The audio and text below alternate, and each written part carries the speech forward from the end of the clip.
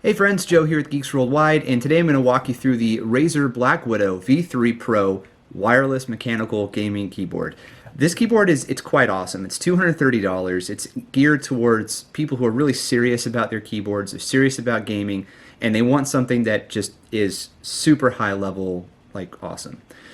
But when you dig into some of the details, it's hard to distinguish often, precisely what makes this stand out from other keyboards. I think the easiest thing to say is, does it feel good or not to use? And it absolutely does. This keyboard has a really good weight to it. Like, it feels like it's worth $230. Like, it's hefty. It's well made with magnesium and some plastics. The keys themselves have a great feel to them. So just listen to this. Right? It doesn't do it justice. Get to a Best Buy or something and press these keys to really get a good feel. It doesn't take a lot of pressure to get the keys to actuate, and then once they do, they just spring right back up. And to me, that's fantastic. I don't want to put too much effort when I type when I'm actually doing work, and then when it comes to gaming, I want it to have that ease of actuation.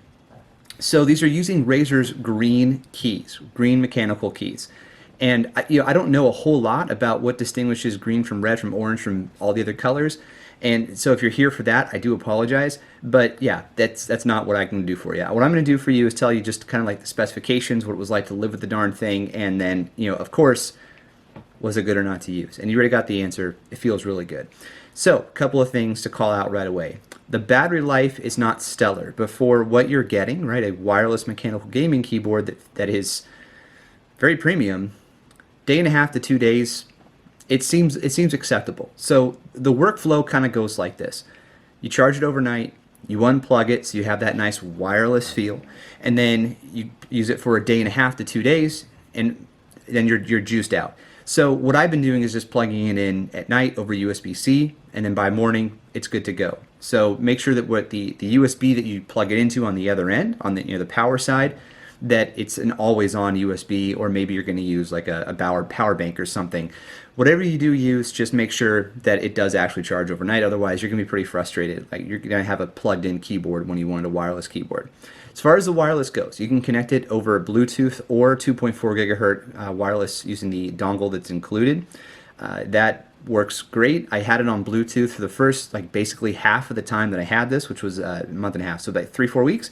I had it plugged in over Bluetooth, I had it connected over Bluetooth, then I had it connected over 2.4 gigahertz wireless, and in both cases I saw about a day and a half to 2 days of battery life, so I didn't see one supersede the other in terms of performance. The wrist rest that comes with it is definitely comfortable. I can't speak to long-term use because, I just, what's long-term with a wrist rest? Like a year? We're not there yet. This hasn't been out a year. It feels great. It's a leatherette, and it has a nice Razer logo on it. And what I do is I kind of pull it back so that my wrists sit on top of it versus my palms. And this is not magnetic like the one that you get with the Ornata keyboard from Razer. Just, you can set it down here and you just hear it snap. That's a really cool feature. But in this case, that's not what you get. It's a little bit strange. They would include the magnetic capability, but that doesn't matter to me anyway because I need that distance between the two. And perhaps that's why they did it, because they realized that a lot of people use it that way. Other things for comfort, you can adjust the legs from 6 degrees or not, from 0 to 6 to 9. So you can have a little bit of a tent if you would like. Otherwise, there's nothing really to the back of it. For multimedia, instead of putting multimedia keys such as play, pause, next track, previous track, volume up and down on the function row, Razer opted to have dedicated buttons, and I love these buttons, specifically the volume wheel. I think it feels outstanding. It has a really nice click to it when you slide it up or down, and pressing the keys has a very premium feel to it. Okay? One thing that's a bit of a disappointment is how the backlighting is handled with these keys. So give me a moment to turn off some lights. Oh, I can't reach that one. We're just going to go for it.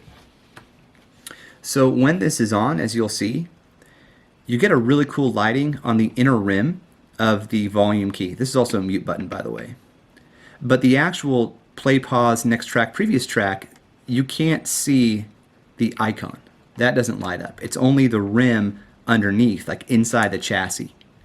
So it's, believe me, when the lights are off, it's totally usable. But it's just a bit of a disappointment because I think if they had lit those up just to match the other keys, every other key that's in here, it would look even better. Something else Razer opted to not show through on the lighting, it's just a handful of keys here, are the secondary functions on F9 through F12 and on the pause button. So F11 and F12 you may find yourself using often. This will adjust the lighting to make it dimmer or brighter, okay, as you can see. So it would be nice to know what those are. Now something you can do, a bit of a hack, it's not a hack, you go into Synapse and just change the color of these two keys so that you know they're doing something different. That's what I do with my Razer Blade, my Razer Blade Stealth, and now my Razer Book. I just got one of those. I'm going to have to do a review on it. So yeah, from a lighting standpoint, other than what I've called out so far, the lighting's great, right? It lights up just as you'd expect. You have the full Razer Chroma experience, and the Razer Chroma experience is just about as good as it gets. That's just the reality of things. Okay, so part of the wireless transmission is Razer's hyperspeed technology, and the hyperspeed is really geared towards, I mean, it's a fancy marketing term that says low latency. And the low latency on this is for gamers. So if you're just, all you do is work, and maybe you want a mechanical keyboard because you want to have that comfort of mechanical keyboards, you prefer them when you're doing your work, this is probably a little bit too much, right, in terms of the price. You could get mechanical keyboards even from Razer for a lot less. The Ornata is one to look into. It's an optical keyboard. I really like the way that feels. It's very good. They also have Mecha Membrane, which is sort of a hybrid between optical and mechanical. But anyway, so there are other options. But if you're in it for the gaming, I'm not the best person to tell you if this is going to be worth the money because I just don't game at that speed. Maybe it's old age, maybe it's something else, but I would definitely recommend, if you want to know, is it fair to spend $230 on this keyboard for competitive gaming where every millisecond matters?